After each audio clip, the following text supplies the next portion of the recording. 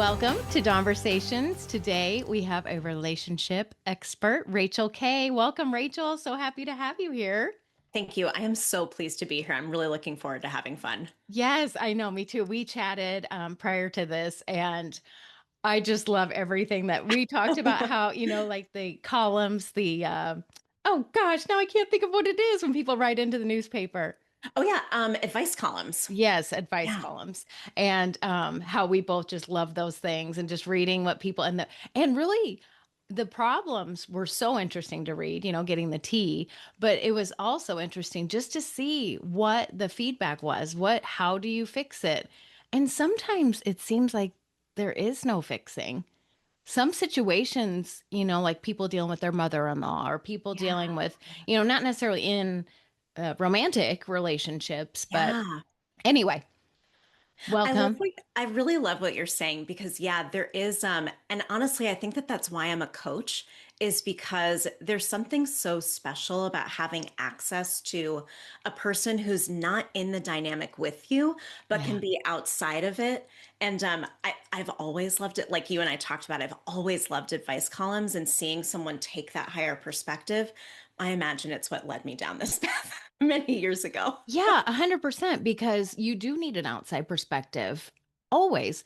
And I know when I was Always. going through my divorce, they had a mediation person that you could go to. And but even, some people don't even want to do that. It's just Mhm. like, no, it's too far gone. Oh yeah. But it's a referee. It's somebody that's seeing both sides, somebody that's got a different perspective. You Yes. need somebody like that in the mix to say, but I know that I've heard lots of men, sorry men, do not like going to therapists because they feel like it's one-sided, that the Yeah. tables are turned and it gets flipped on them. You're absolutely right about that. And I've worked with many men who really they didn't resonate with therapy. I'm not a therapist, I'm a coach. And so what I tell people is if you've tried therapy and it doesn't work for you, you don't have to like keep trying therapy. Like sometimes it's actually not a good fit. And the reason for that is a therapist's job is to diagnose and treat mental illness.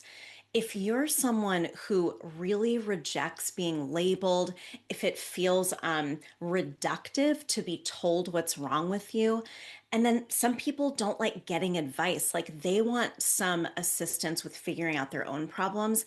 And that's really where coaching is very different from being in therapy.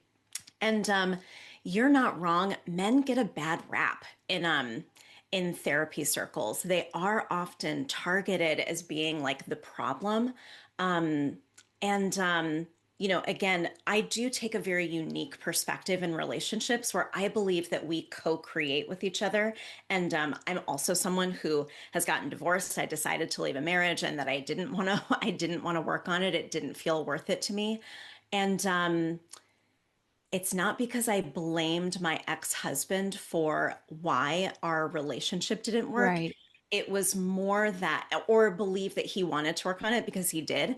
It was actually because there's something, a larger incompatibility happening in that relationship that I needed to address on my own. But I really do believe that we co-create our relationships, and both people have 100% responsibility over what they're creating together. And so if you've got two people taking 100% responsibility, we're in a really good position to Yeah. overcome our issues. But um, from personal experience, it's really hard to do that. It's Yeah, very hard to take that full responsibility. it Uh, is, because it's yeah. easier just to say it's the other person. It is one, Okay. and it feels true to us too. Like I want to Mhm. validate that. I have come to my coach so many times with issues that I have with my partner, and it seems so logical to me that I'm having this issue, and how do I get them to fix what they're doing? And she just asked me like one question, and I'm like, oh my God, serious. It's both deflating Yeah, and it's right. also like, oh, thank God you said something. Like now I see what's happening here. And it's very it in a lot of ways, coaching is very empowering because it does put the, locus of control back on us instead of saying my happiness relies on this person changing. Right. Yeah. So is what appealed to you about being a coach as opposed to a therapist? What made you decide to go that route?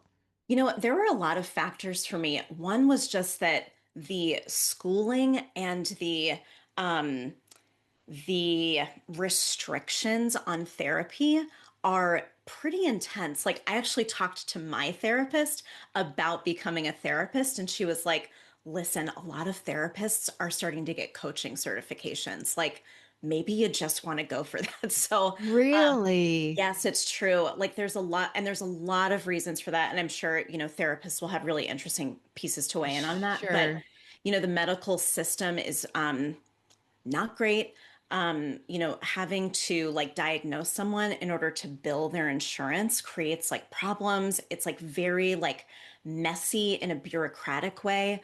But really, like for me, I did get a lot out of therapy. I actually did have post-traumatic stress disorder. And so I needed to be in therapy in order to kind of get out of survival mode, essentially. But once I didn't have PTSD anymore, a coach was the right fit for me because I could uh, instead of sort of being focused on the past and like what happened and processing and like recreating narratives, I could look at the present and say, what do I want to create in the future? Like that trajectory appeals to me more now. Yeah. Yeah. And I think for a lot of people hearing even the word therapist, we need to go to a therapist. Yeah, Yep. exactly. Defense Yeah. is up. Like, Yes. no, I don't need a therapist. I don't need somebody to tell me that there's something wrong with my brain. Or so Totally. a coach sounds more appealing, I'm sure, especially to men, only because Mhm. it sounds like reinforcement, people that are there to bolster you up and make you feel like it's not a lost cause. There's nothing wrong with you. Mhm. Let's figure Yeah. out how to bounce back from this and, encouragement more than anything. So tell me what you find is the most common reason that people come to see you. Do you ever leave a situation and say to yourself, oh, I meant to ask them dot dot dot, or oh, I wish I would have remembered I was going to ask them whatever. So that happens to me all the time. So I assume it happens to you all the time. If you have any questions, anything that you want me to ask our experts, we can have them back on. I have talked to all of them and they're all willing to come back. So if you have any questions, reach out to me, dawnversations@gmail.com. You can send me your questions to Instagram, Facebook, YouTube, anywhere. You can reach me all over the place. So if you have any questions at all, don't hesitate to reach out. You can even do it anonymous. I don't have to say who it is that sends it. Just send me your questions, and that way we can have our experts back. And I'm sure whatever question you come up with is something that somebody else thought of too. All right. Thanks, guys. Well, honestly, it's what I brought up earlier with me. It's that people get triggered by each other. And we can get into these cycles that feel like it's impossible to exit out of them. I think you used the word impossible before. It feels impossible to get out of this, like, they trigger me, I trigger them, and our triggers Yes. somehow perfectly complement each other. And so we like make each other worse. And we can think like this means we're not suited to each other. My philosophy is actually that we pick people unconsciously, not on purpose, but unconsciously, who bring up that stuff for us so that we can work on it and move past it like officially. Yeah, and isn't that just a mind game when you think about it? Because it's like, no, you just thought the person was hot or whatever, and or you Yes, really like their personality or whatever it may be. You don't sit there and think like, really. oh, this person's going to trigger me for the Feel next me. 10 years. No, exactly. It's like, nice God. Right, Yeah. exactly. No, I think that's so true. And I always thought too, I want to make sure I word this right. When you are in a relationship, you get to a point after the dating and honeymoon and all that, you get Yeah. to a point where this person knows you inside and out. And I Yes. think that that's why fights can get so ugly and divorces can get so ugly because Mm, that person knows exactly what to do to push your buttons Oh, yeah. and get a rise out of you if they want, and of course, Right. once you're to the point of a divorce, that's pretty much you're there. Oh, It's always a yeah. resentment thing, but I just Yeah. find that so interesting that you use your powers for bad. The power Well, of and being vulnerable and giving yourself to somebody, it gives them a lot of access. that particular like defense or coping mechanism of like knowing what to say to like get somebody to like Yeah. react and like, all of our defense and coping mechanisms, this is so interesting, but they're there to help us. Like at some point in our lives, they were necessary. They worked in the way that we needed them to. It's when we carry them into adulthood and our adult relationships that it's kind of like, okay, when I was a teenager, I had to behave this way, or at least a part of me felt I had to. Now I'm grown up. I have a lot more power that I don't really need to do this anymore. So Yeah. like why do I keep reaching for this? It's because, that part of ourselves doesn't see other options. And really that's what coaching is for. It's to open up the options. Like, what else could we do here instead of this thing? Oh gosh, I love that. Yeah. Because we do like revert. We revert to the We way that we regress always, yeah. And 100%. if we just didn't do the knee jerk and Yeah. thought about like, what would happen if I did something different? You'd get Right. a different outcome. No matter what, you'd get a different outcome. Absolutely. And I mean, this happens to really thoughtful people too. I'll use a personal example. Again, I was convinced that I was right about this. So my partner's family is very different from my family. They are very close. My family's very independent. And I love his family. They're like really lovely, welcoming people. They're very easy to be around. But they invite themselves over to each other's houses. That's just normal for them. It's not Right. unusual.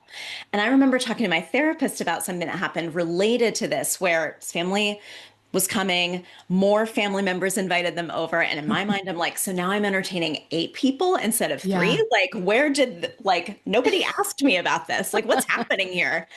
And my partner's like, no, this is normal. Everybody's welcome. And I'm like, what do you mean? My therapist, she was like, oh, that is weird.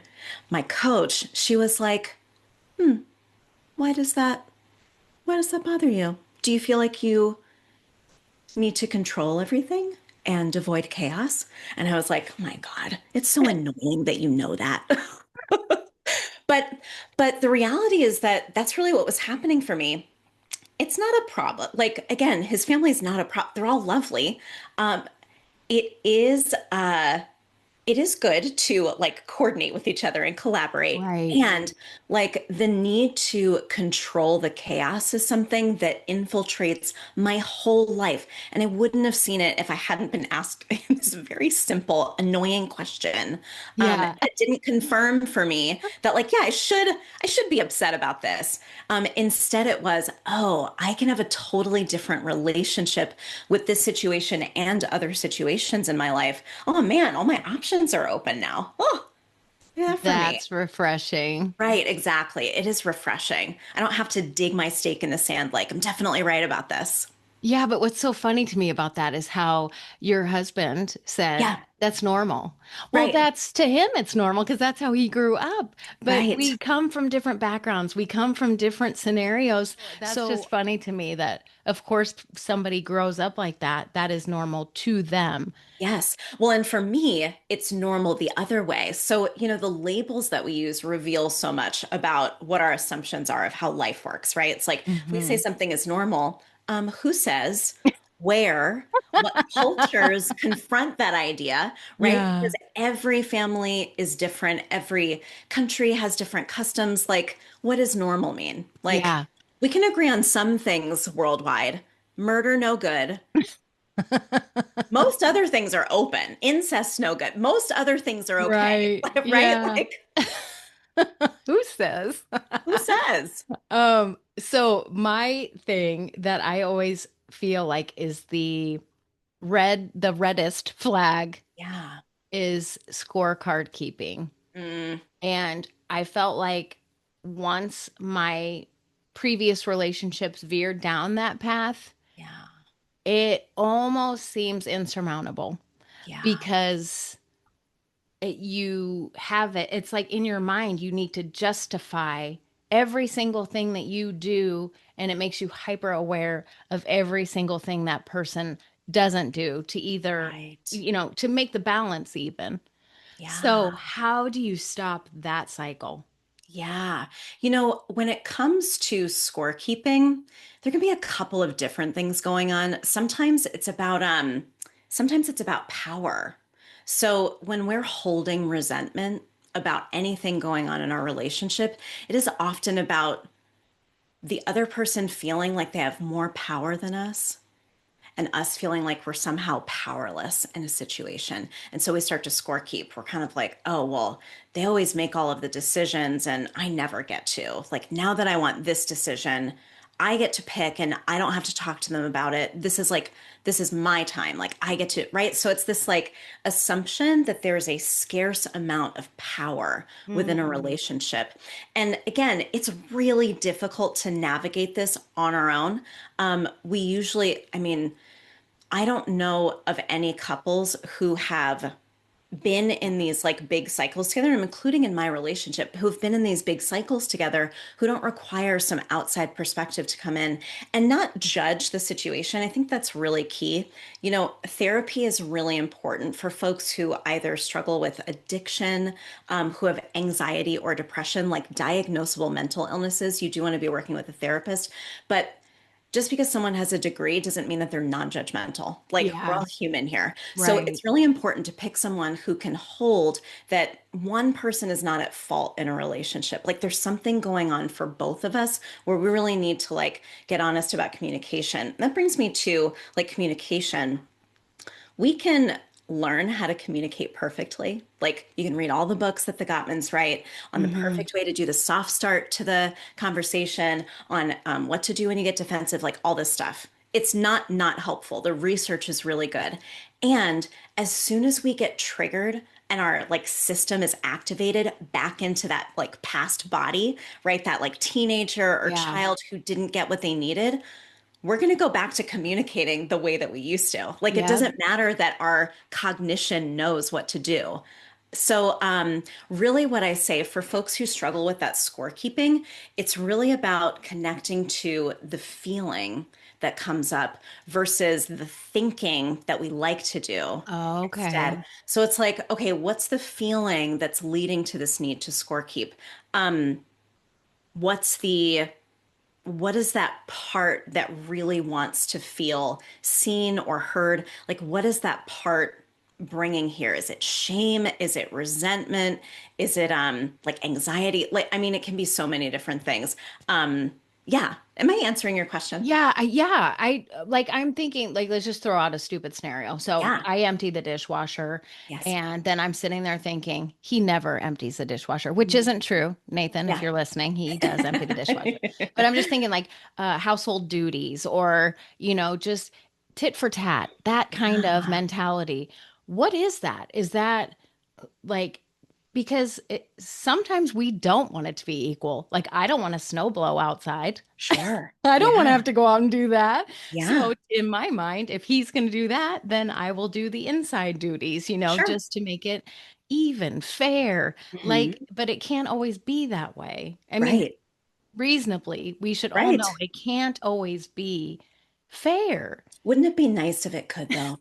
It would be Yeah. so nice if it could be fair and everything was always perfectly 50-50. But you're right, it really can't be. There are just times in life where one person needs more than the other.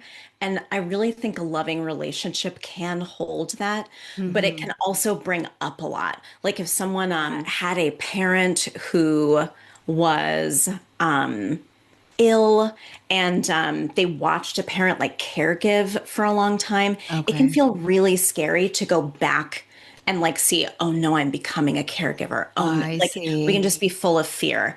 If someone has, actually, this is great. I can talk a little bit about where triggers come from, but I'll finish this example. If someone has this unconscious like feeling like, I never get to go for my goals, and yet again, for whatever reason, something has to be put on hold for another person, it can just feel like, uh, it can just like fill us with this feeling of like, I never get to do what I want to do. Like, when do I get to be cared Yeah. for? When do, right? So, like, it's usually tied to something else happening within our mind. So, I can talk about this. We always think that a trigger starts with an external event. So, the example that I always like is like with an anxious and avoidant dance. For people familiar with attachment styles, there's anxious attachment style, there's avoidant attachment style. Anxious folks tend to pursue, avoidant folks tend to run away. So we partner with those people, as I mentioned, because we're actually looking to like fix something, like heal something within us. So that avoidant partner, they like need space. That's the external event. And then the anxious partner has an emotional reaction. They get fearful, they panic, they say, oh no, what do I do? So they have a strong inner critic. They tend Hmm. to, like, oh my God, I did something wrong again. I'm such a piece of crap. Like, how could I do that? Or they start to really people please. So they fawn. They go, oh, like, they start chasing them, right? All Hmm. maladaptive behaviors, things that worked in childhood but don't work anymore. That's how we think triggers work. External event leads to emotional reaction, leads to a maladaptive behavior. But what really is happening that we can't see is the person who has an anxious attachment style has some kind of unconscious fear or feeling. Usually, for someone who's anxious, it's a fear of abandonment. So they're really afraid of being abandoned. It stems from childhood, but it's Okay. something that they still carry. We develop coping mechanisms to develop with those childhood based fears that we're not even aware of. People pleasing and inner critic are classic ways that folks who fear abandonment behave. They're trying to make sure they don't get abandoned by being super pleasing to everyone around them. They say yes all the time. They never want to hurt anyone's feelings. And they'll have a strong inner critic. If they do think they might have hurt someone's feelings, they just like whip themselves over it. It's like this huge deal no matter what. Then, so unconscious fear feeling, coping mechanism to avoid that fear. And then there's an external event that triggers the fear of feeling. Partner withdraws needing space because we're always on them and they're so overwhelmed by our attention. They're like, hey, I need to like go hang out with my friends. And you're like, you're abandoning me. I'm panicking now. So like it's something that we create because of Yeah. these coping mechanisms that we develop, but we can't just see this in ourselves. It doesn't work that way. It's unconscious because our mind goes, no, no, no, no, no, don't think about that. Just like push it down. Don't think about it. And you know, the folks with avoidant attachment have the same thing, by the way. It's not just anxious people that have these unconscious fears or feelings. It happens on both sides. There's Hmm. no person on the planet who doesn't have unconscious fears. Like that's how the mind works. So our goal is really to, when we're in these cycles with each other, right, scorekeeping, we're trying to understand like, okay, like what is it that I'm fearing when I'm noticing that like, oh, they never empty the dishwasher. I always do this. And we can rationalize like, oh, well, you know, they do all the snow blowing, so I guess that this is fine. But there's something there. So like something's asking for attention. Yeah. It's like, what am I afraid of? Am I afraid that like I'm giving too much of myself all the time? Am I afraid that like I'm not appreciated? Like, did I feel that way when I was there? So there's lots of ways that we can kind of like poke into that. But really my trajectory with my clients is always through triggers because they're like instantly available to us. And Yeah. it really is like it feels so confusing when we get upset, but it's always somehow the medicine that we need in order to like we have to Yeah. drink the nasty tasting cough syrup to feel better. So yeah, Ah, that's so interesting. it's I neat, right? love that. Yes, because it's like it's never about the dishwasher. No, it's not about the thing. I got into one of the biggest fights in my last marriage was about frosting cupcakes. I kid you not. Biggest fight. And Isn't we that even the way stepped, though? yes. And like, I think that those like crazy fights about the dumbest things can reveal like, okay, there's got to be something else going on. We can't actually be like having a meltdown over this. But Right. Yeah. And you know, yeah, it's so funny too, is like I was a hairstylist yeah. and our break room, you know, we all of us girls would get together and we'd just be chit chatting chit and I love it. somebody would come back and be like, oh, I had it out with so and so last night. Oh, what happened?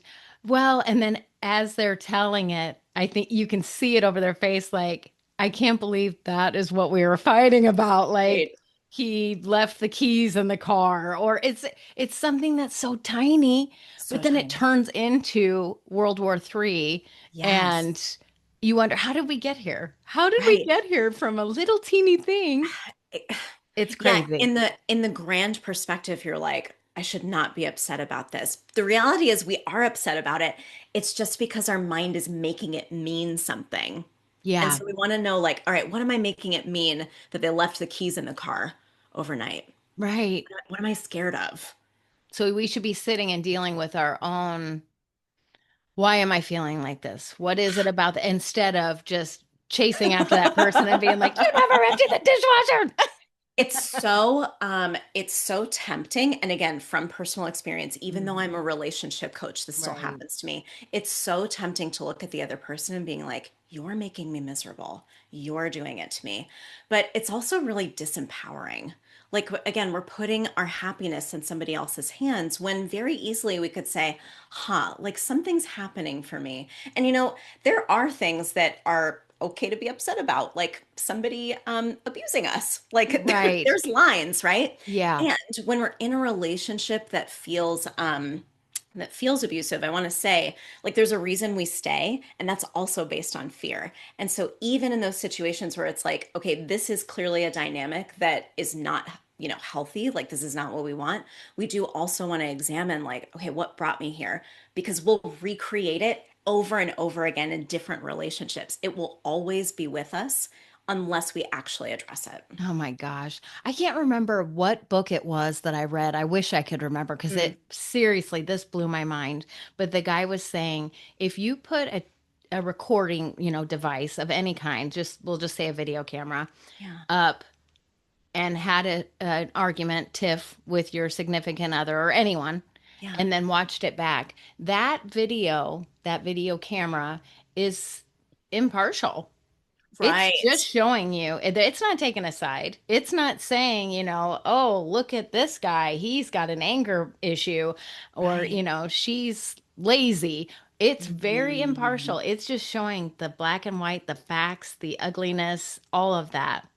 I love that you're saying this because, yeah, part of what we have to work on in having relationships is building up the capacity of what I call our observing mind. So, the ego is the part of us that is chasing pleasure and avoiding pain. And that's the part that's like, oh, I'm scared of this. So, I want to make sure I'm a people pleaser. And oh, no, that thing happened. And now I have to like figure out a way to get out of it.